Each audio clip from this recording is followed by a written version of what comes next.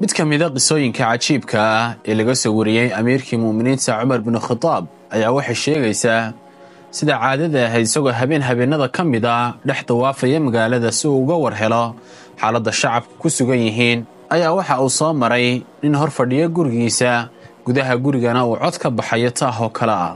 Cumar bin Khattab ninkii ayuu su'aal weydiiyey waxaana uu ku yiri muxuu yahay dhawaqa qaylada ah ee guriga gudihiisa ka baxaya. ninkii waxa uu ku jawaabay waa xaaskayga oo foolanaysa oo cid la joogta aanay jirin.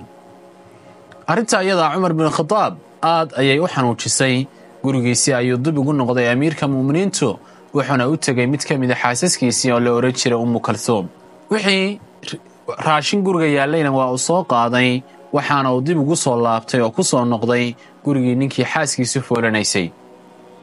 xaaskiisii ayuu wuxuu amray inay u tagto gabadha oo ka fooliso isaguna wuxuu bilaabay raashinku uu soo qaaday inuu dabka saaro oo kariyo. cabaar kadib markii hal cabaara joogay oo cuntadii uu dhammaystiray xaaskiisii ayaa waxay ogeysiisay in gabadhii ay umushay wiil waxayna tiri ugu bishaaree aabihiis in wiil u dhashay. Cumar bin Khattab ninka ayuu u bishaareeyay wuxuuna u sheegay inuu wiil u dhashay. sidoo kale waxa uu sameeyay cuntadii uu kariyay ayuu xaaskiisa u dhiibay waxa uu ku yiri gabadha umusha asi.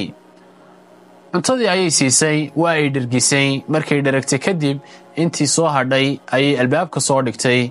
kadibna Cumar bin Khattab amiirkii muuminiinta Ilaahay ka raali noqday intuu cuntadii soo qaaday ayuu ninkii u geeyay oo waxa uu ku yiri war hoogaaga cuntadan cun sababtoo ah xalay oo dhan waad soo jeeday oo waad murugaysnayd.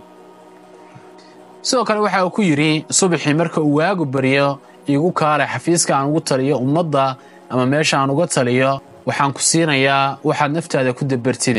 subaxii ayuu yimi kadibna waxa uu siiyay waxa uu naftiisa ku dabaro. qisadan cajiibka waxaan ka fahmaynaa sida amiirkii muuminiinta Cumar bin Khattab uu uga duwan yahay madaxda islaamka sheeganaysa ee caalamka joogta.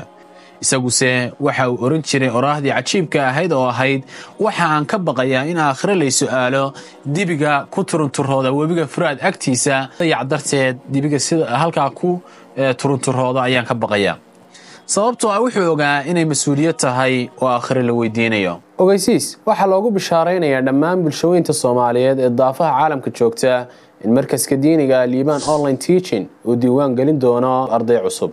haddaba haddii aad rabtiin inaad baratid higaada quraanka iyo tajwiidkiisa tafsiirka axkaamta tani waa fursadaadii. haddaba waxaa nagala soo xiriirtaa +252 9 eber 5 4 4 4